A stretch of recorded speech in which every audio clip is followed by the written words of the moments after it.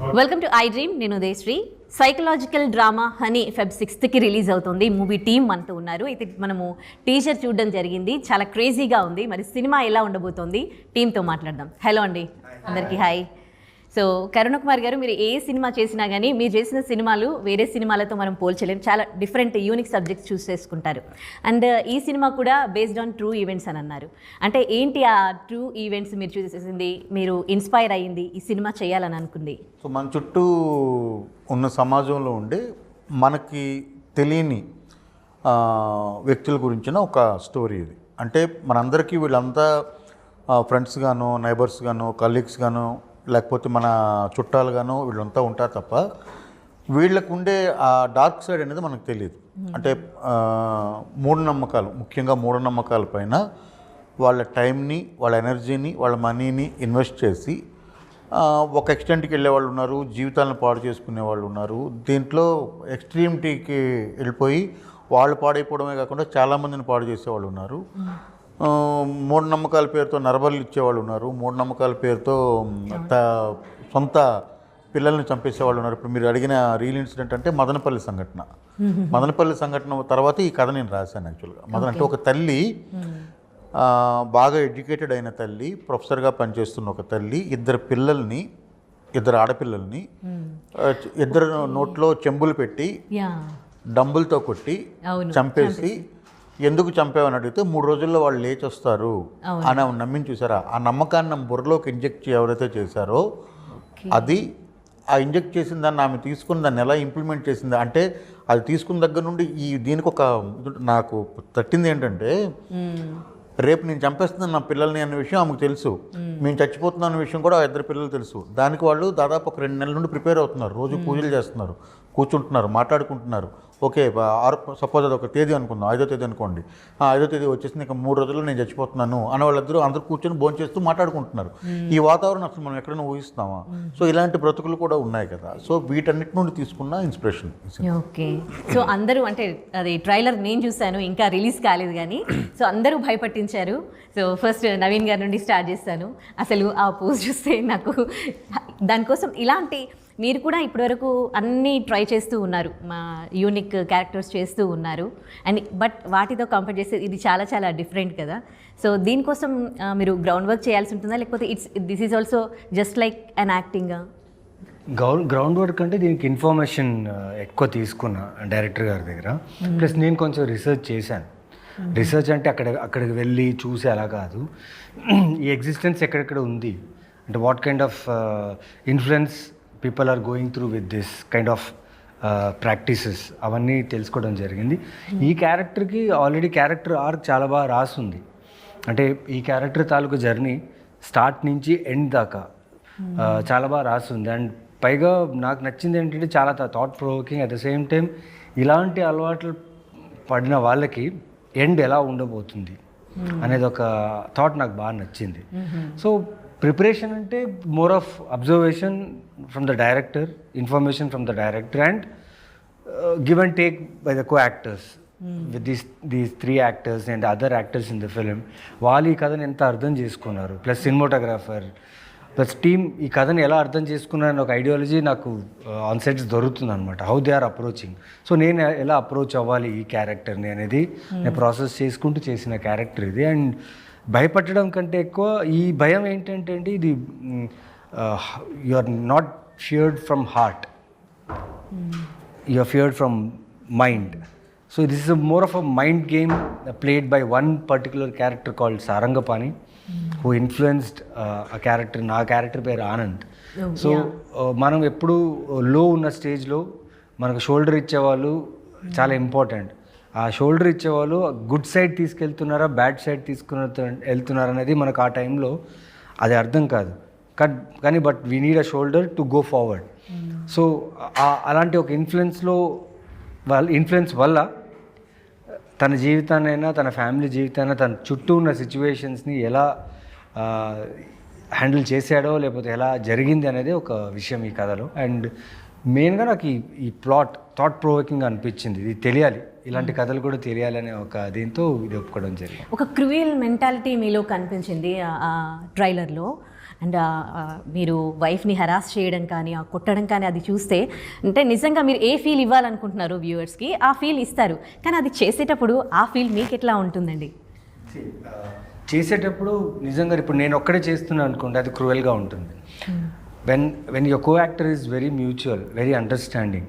ఇప్పుడు మీరు చూసిన ఒక షాట్ ఉంది, ఆ ఒక షాట్లో నేను యాక్ట్ చేయలేను, బికాస్ కెమెరా దగ్గర ఉంది, కనిపించేస్తుంది వీళ్ళు నటిస్తున్నారు అనేసి. సో తనతో డిస్కస్ చేశా, చూడు ఈ షాట్, ఈ పర్టికులర్ షాట్కి ఇలా చేస్తేనే అది రియల్గా ఎఫెక్ట్ అవుతుంది, నేను ఇలా చేస్తాను, నీకు ఓకేనా? ఓకే, లైక్ నువ్వు చేయి, నేను తట్టుకుంటా. సో ఆ కాన్ఫిడెన్స్ కో యాక్టర్ ఇచ్చినప్పుడు you will go to an extent where రియాలిటీగా కనిపించేలాగా.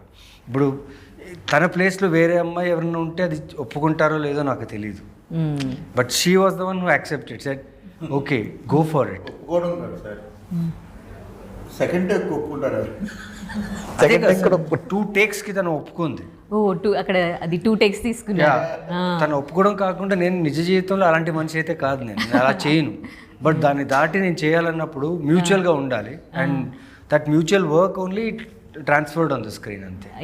So what made you to accept this film and what was your feeling when you are doing that scenes, Divya? Lalita, the character, is what initially I was very skeptical to do the character because negative, and I was like thinking, will we carry that negativity back home? That was my biggest fear. But Karunakumar sir and Naveen, they kind of convinced me saying that no. And this is something that is very different. You don't get scripts like this every day. This is what Naveen told me. We did Tage Dile first. Now we don't get scripts like this. Don't hold yourself back, just say okay. And I remember the conversation, we spoke I think for 45 minutes. Yeah, we spoke and okay. We were like okay, and he told me that let's just do it, okay, it's different, let's just give our best and we'll see what happens. So, and that gave me the confidence to accept, and I was like talking, then I was like I would call Karna, sir, is this real? Is this mantra, this murti and everything, is it real? He's like, no. No. And I was like, okay, fine. Because I don't believe so much into such things, but you don't know, right? Like when you don't believe and when you don't know about certain things, that instigates fear. Not knowing things is what fear. You can't see, you don't know. Not having the knowledge also is a problem. So, and sir gave me the confidence, yes, it's okay. Coming to that scene, I know that, see, when sir says action, I become Lalita, he becomes Anand. Okay, there is no, and that's how, and I'm a complete director's actor. He tells me this is what is required, and I just follow that word to word. So, and when he said that, I know the technical side of it, like when the camera is very close, you can't do.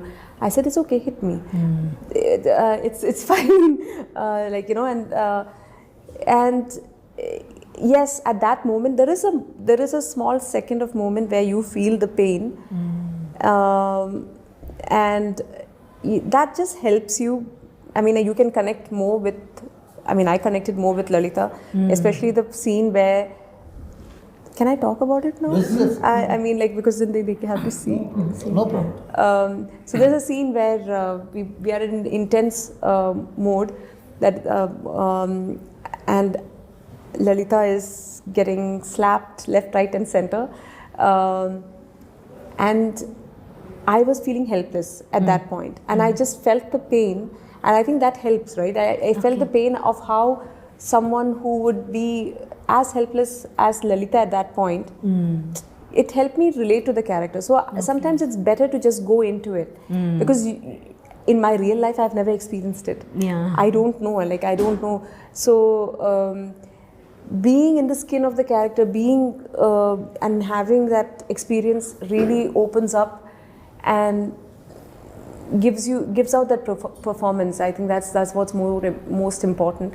So I was ready to do whatever to bring Lalita out. So that's the whole thing about it, and I think it kind of Anand and Lalita is what you're going to see there. There won't be Naveen or Divya. Yeah.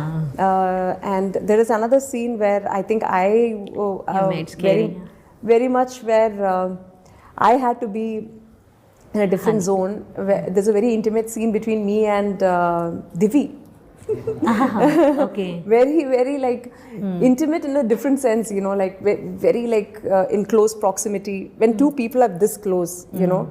And for a moment I could see a different side of Lalita in me, and I could see fear in her eyes, Okay. you know.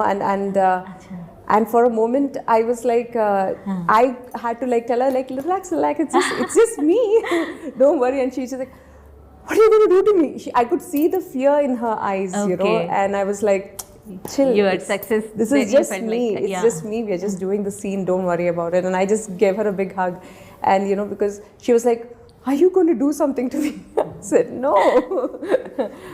Okay. Prepared that scene for at least a half an hour. Yeah, before. 45 minutes. Yeah. Given everything, because I know అది మళ్ళీ అన్నిసార్లు రాదు. So అందులో ఖచ్చితంగా రావాలి. So ఏం చేయాలి ఏంటనేది ఒక 10 సార్లు మాట్లాడుకొని వాళ్ళని ఇచ్చేసి అందజేసి ఒక 45 మినిట్స్ తర్వాత వెళ్దామా ఎస్ అంటే వెళ్ళాం. అది ఒకటే టేక్. రెండో టేక్లో అది ఎప్పటికీ రాదు, ఇంపాసిబుల్. ఓకే. సో భయపడ్డారా దేవి మీరు? సీన్ జరిగేటప్పుడు వీళ్ళిద్దరూ ఒక అంటే చాలా బాగా చేస్తారు, చాలా మంచి పర్ఫార్మర్స్. అండ్ సీన్ చేసేటప్పుడు మా ఇద్దరికి ఒక చాలా చాలా ఇంటెన్స్ సీన్ అది, ఫైట్ సీక్వెన్స్ లాగా అనుకోండి. దాంట్లో మేము ఒకరిపైన అమ్మాయిలు కొట్టుకుంటే ఎలా ఉంటుందో తెలుసు కదా, ఇంకా ఇద్దరు జుట్లు పట్టుకొని పీక్కొని అసలు ఒక టైప్లో ఒక రేంజ్లో ఉంది ఫైట్. దెబ్బలు తగులుతాయేమో, తనకి నా వల్ల ఏమైనా హర్ట్ అవుతుందేమో, తను ఏమో ఇన్వాల్వ్ అయిపోయింది తగిలినా పర్లేదా అన్నట్టు ఆ స్టైల్లో. సో ఆ చిన్న ఒక టెన్షన్ అంతే. యా. ఓకే. మీరు ఆల్రెడీ ఇలాంటి అంటే కొంచెం హారర్ థ్రిల్లర్స్ ఇంతకు ముందు చేశారు. చేయలేదు, నేను ఎప్పుడు ఇలాంటివి చేయలేదు.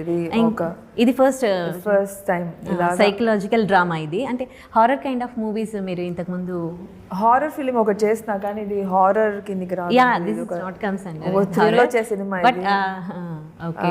భయం వేస్తుంది బట్ థ్రిల్లింగ్గా ఉంటుంది చూసే వాళ్ళకి. అండ్ అంటే ఏంట్రా అవి ఏం అర్థం కదా, అంటే చాలా మందికి ఒక జోన్లో ఉన్న వాళ్ళకి నచ్చే సినిమా ఇది. ఓకే. రిచువల్స్ అనేవి ఎప్పుడో విలేజెస్లో అక్కడ చూస్తుంటాం, చిన్నప్పుడు మనకి ఊళ్ళల్లో ఎక్కువగా కనిపిస్తుంటాయి. మీరు ఎప్పుడైనా ఇట్లా అలాంటివి మీ చిన్నప్పుడు కానీ మీకు ఎక్స్పీరియన్స్ చేసి పక్కకి ఎవరైనా ఇలాంటివి చేసే వాళ్ళని ఎప్పుడైనా చూసారా? ఎప్పుడైనా భయపడ్డారా మీలో ఎవరైనా?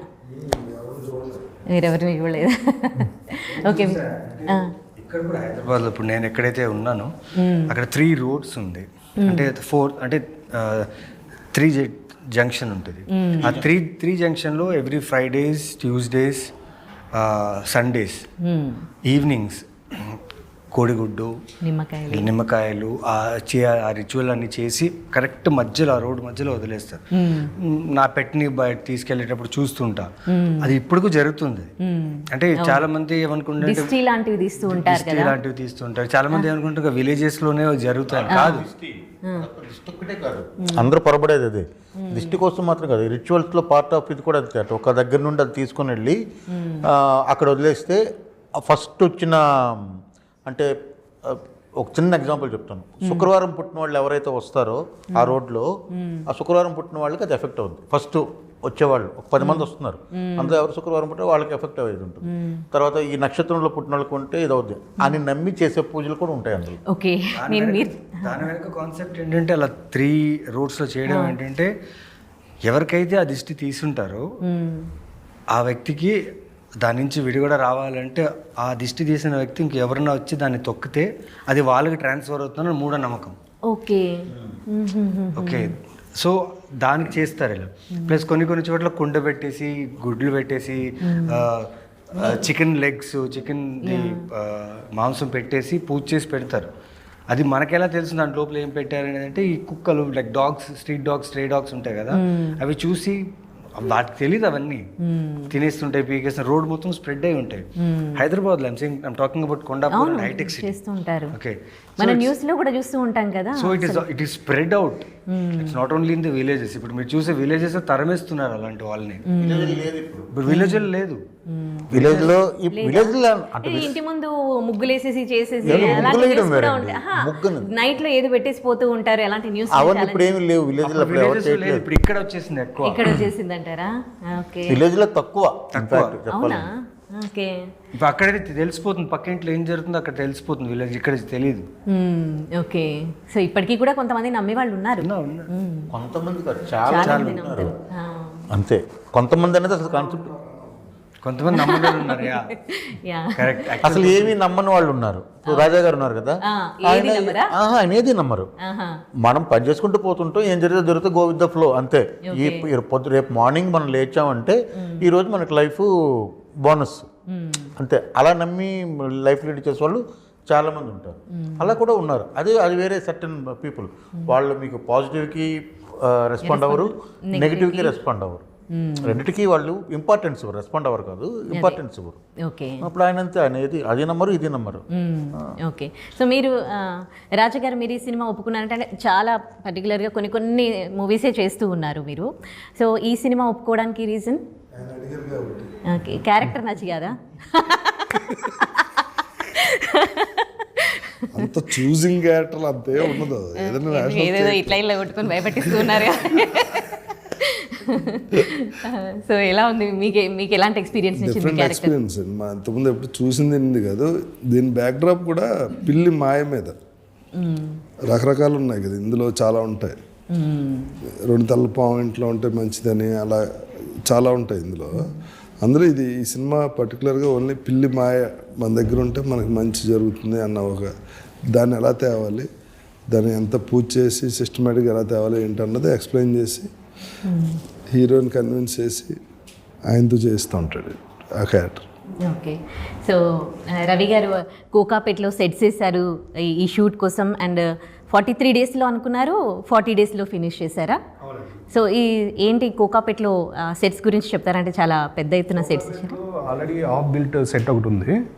సో దాన్ని తీసుకొని మన షూటింగ్ తగ్గట్టు ఎలా కావాలి ఏంటి అనేది కంప్లీట్గా ఫుల్గా చేసుకొని దానికి సంబంధించిన రూమ్స్ కానీ మొత్తం అంతా తనకి డైరెక్టర్ గారికి ఎలా కావాలో అవన్నీ చేయించుకున్నాను. మీరు ఫస్ట్ ఒక బడ్జెట్ అనుకుంటారు కదా, ఒక ప్రొడ్యూసర్గా ఈ బడ్జెట్లో తీయాలని. ఎంతలో అనుకున్నారు, ఎంతలో చేశారు? బడ్జెట్ అనుకున్న బడ్జెట్లో చేసాను పర్ఫెక్ట్గా. అది ఏమీ ₹1 కూడా ఎక్కువ లేకుండా డైరెక్టర్ ఏదైతే అనుకున్నారో దాని ప్రకారం. ఓకే, నాకు ఏదైతే బడ్జెట్ ఆయన ఇచ్చారో దాన్ని 100%గా ఎక్కువ కాకుండా చేసుకున్నాం. ఓకే. సో మీరు కూడా షూట్ టైంలో అక్కడ ఉంటారు కదా, సో అది షూట్ జరుగుతూ ఉంటే ఇది కొంచెం డిఫరెంట్ ఫీలింగ్ కదా, డిఫరెంట్ జానర్ కదా, మీకు ఎట్లా అనిపించింది? అంటే నాకు ఒక్క నవీన్ సార్ తప్పితే మిగిలిన వాళ్ళందరూ జాయిగా ఉన్నారు. ఆయన ఒక్కడే మార్నింగ్ నుంచి ఈవినింగ్ వరకు ఆ క్యారెక్టర్లో ఫుల్గా ఇన్వాల్వ్ అయి ఉండేవాళ్ళు. ఓకే. సో రాజా సార్ మధ్యలో కామెడీ చేసి అందరినీ ఎంటర్టైన్ చేయడం. కరుణా గారు అయితే కంప్లీట్గా ఎప్పుడు ఒక హ్యాపీ మూడ్లోనే ఉంటారు.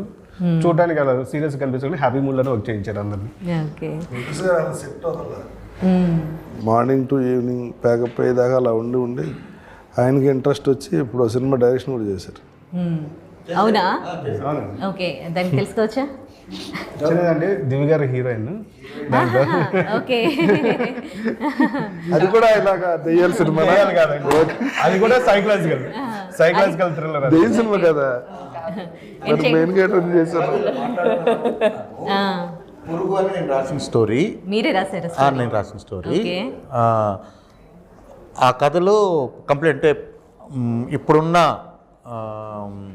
జెన్జీ అని చెప్పలేం కానీ మీ జనరేషన్ అనుకోండి, మీ జనరేషన్ ఉండే అందరు అమ్మాయిలకి పిచ్చిగా నచ్చుద్ది.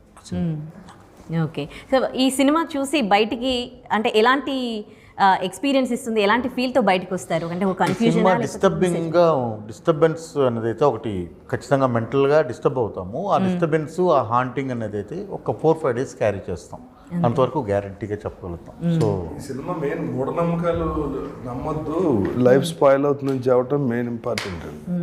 సో ఆ మెసేజ్ ఇచ్చారా మరి సినిమాలో? ఆ సినిమా అందుకనే ఆ డిస్టర్బెన్స్ తో బయటకు వస్తారు. Disturbing is not right word. Disturbance అంటే వేరేలాగా తీసుకోవచ్చు, చాలా క్రూరంగా ఉంటుందో అలా ఇలా కాదు, ఆ డిస్టర్బెన్స్ కాదు. బట్ ఏంటంటే మీకు ఆలోచించి చేయబడుతుంది. Like you will think about it, process అవుతుంటే అలా ఎలా చేశాడు ఈ క్యారెక్టర్ ఎందుకు ఇలా బిహేవ్ చేసింది, పాపం ఇలా ఎందుకు జరిగింది వీళ్ళతో, ఓ ఇలా కూడా ఉందా, ఇలా జరుగుతుందా అని ఒక ఆలోచన క్రియేట్ చేస్తుంది. పైగా ఇలాంటివి జరిగే రియల్ లైఫ్లో మీరు చూస్తే జనజీవన స్రవంతిలో జరగదు. ఇప్పుడు ఇక్కడ పక్కన అపార్ట్మెంట్లో 4 bedroom ఫ్లాట్లో లోపల జరుగుతుందండి, పక్కన ఉన్న వాళ్ళకే తెలియదు. ఇవన్నీ సైలెంట్గా జరుగుతాయి, ఓపెన్గా జరగవు.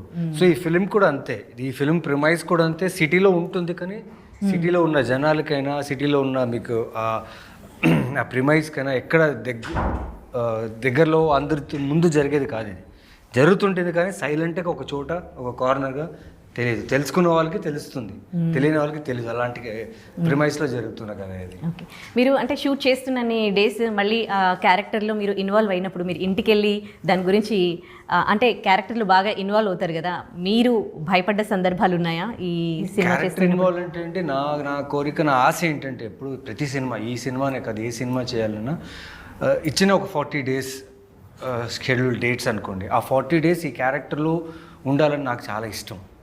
అది కొందరు మెథడ్ యాక్టింగ్ అనుకోవచ్చు, కొందరు ఇదేంటి ఎక్కువ సీరియస్గా తీసుకుంటాడు, జాలీగా ఉండొచ్చు అనుకోవచ్చు. కాకపోతే నాకేంటంటే ఆ ఇంచు కూడా వదలకూడదు ఆఫ్ నువాన్స్. అంటే నా ఇష్టం ఏంటంటే ఒక రైటర్, ఒక డైరెక్టర్ రాసుకున్న ఒక క్రియేషన్ అది నేను రియల్ లైఫ్లో నేను చేయలేను. అది రియల్ లైఫ్లో నేను ఇలా ఉండలేను కూడా, నాకే తెలియదు నేను ఇలా ఉంటాను ఇలా చేస్తే అని. బట్ ఆ 40 days గివెన్ డేస్ ఆ క్యారెక్టర్లో ఉంటూ ఆ క్యారెక్టర్ని ఎంజాయ్ చేస్తా. బట్ షూటింగ్ ప్యాకప్ అయిన వెంటనే క్యారెక్టర్ నుంచి ఇమీడియట్గా కట్ అయిపోతాను. But on sets schedule time నుంచి షెడ్యూల్ ప్యాకప్ డేట్ టైంకి లేకపోతే పర్ డే కాల్ టైంకి I enjoy the character, I like to live the character. దానివల్ల చాలామంది నన్ను కొంచెం తప్పుగా అర్థం చేసుకుంటారు, వీడు చాలా సీరియస్గా ఉంటాడు, అసలు మాట్లాడు, అంత జోవియల్ కాదు. ఇంతకుముందు అయితే చాలా మంది నా యాటిట్యూడ్ అనుకునే వాళ్ళు, ఇప్పుడు కొంచెం అర్థమైంది వీడు కొంచెం ఇలాంటి వాడు అనేసి. But that gives me more joy to be a part of a film, to perform well.